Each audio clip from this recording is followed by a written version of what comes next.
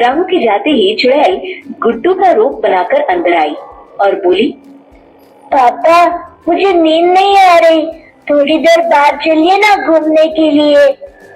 अब रात बहुत हो गई है, बाहर नहीं। अच्छा चलो छत पर चलते हैं। ठीक है पापा। छत पर पहुंचते ही चुड़ैल अपने असली रूप में आ गई और रामू को लेकर उड़ गई। बचाओ, कोई बचाओ मुझे। लोगों को रामू की आवाज सुनाई दी। जब तक सब बाहर आए, चुड़ैल रामू को लेकर जा चुकी थी।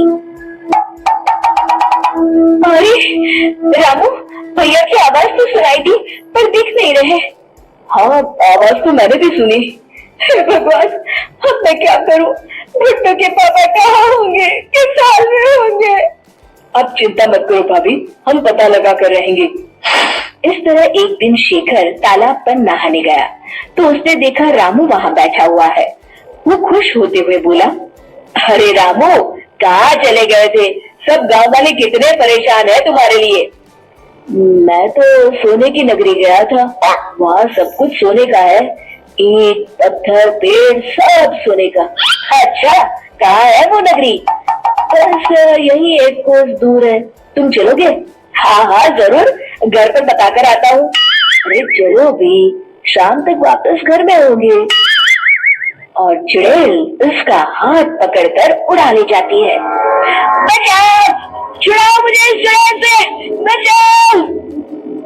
तब तालाब के आसपास के लोगों ने उस चुड़ैल को देखा, फिर गांव जाकर सबको बताया। वो चुड़ैल वापस आ गई है और इस बार आदमियों को पकड़ रही है। अब हम सबको छुप कर रहना पड़ेगा। उस दिन के बाद गांव के सभी मर्द साड़ी पहनकर रहने लगे। सब सतर्क थे, इसलिए उसे कोई नहीं मिलता। एक दिन वो चुड़ैल खूबसूरत लड़की बनकर गांव में आई और दरवाजा खटखटा कर बोली, सुनिए, कोई है क्या?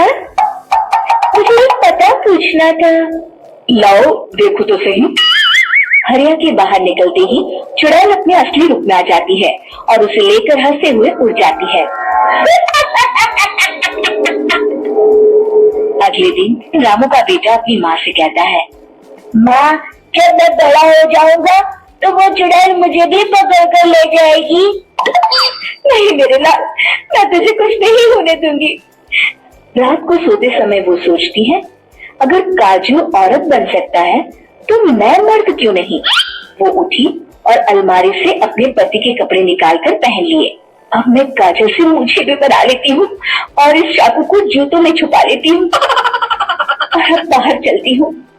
थोड़ी देर चलने पर ही उसे चुड़ैल दिखाई दी। अरे वाह, आज तो शिकार खुद चलकर मेरे पास आया है। नहीं चुड़ैल जी, मैं इस गांव का नहीं हूँ, मुझे मत पकड़ो। तो क्या हुआ, मर्द तो है ना। वो रागिनी को पकड़कर उसे गुफा में बंद कर देती है, जहाँ बाकी गांव वालों को छुपा कर रखा था। आज का काम खत्म, अब आराम करने जाए। रात को रागिनी अपने पति से मिलती है। आप जिंदा है? तुम कौन हो भाई? मुझे नहीं पहचाना, मैं आपकी रागिनी। वो मूछें मिटा देती है। अरे तुमने अपनी जान खतरे में क्यों डाली? किसी न किसी को तो ये कदम उठाना ही था। ये देखिए, मैं चाकू के साथ लाई हूँ। फिर उसने अपने पति की रस्सी काटी। अब जल्दी भागो, चुड़ैल किसी भी वक्त आती ही होगी। सब एक साथ गांव की तरफ भागे। जब चुड़ैल ने देखा कि रस्सियां कटी पड़ी हैं, तो वो गुस्से से चिल्लाती हुई गांव की तरफ पहुंची। किसी को नहीं छोड़ूंगी, सबको खा जाऊंगी। इतनी हिम्मत, अब भुगतना पड़ेगा। रास्ते में उन्हें एक मंदिर दिखाई दिया। वो सब उसी में घुस गए। उनके पीछे चुड़ैल भी मंदिर में घुसी। अब तुम्हें कोई नहीं बचा सकता, अब तुम्हें कोई नहीं बचा सकता। तभी चुड़ैल मंदिर के बाहर खड़ी हो गई। चुड़ैल जी, अब जाओ। अब डर गई क्या चुड़ैल जी? तुमने क्या सोचा, इस मंदिर में घुसने पर मैं तुम्हें छोड़ दूंगी? गलत फहमी है। ये कहते हुए चुड़ैल ने मंदिर में घुसने की कोशिश की। मंदिर की तेज रोशनी उस चुड़ैल पर पड़ी और अरे ये क्या हो रहा है मेरे साथ? लगता है मैं जलकर मर जाऊंगी। बचाओ! ये कहते वो राख बन गई।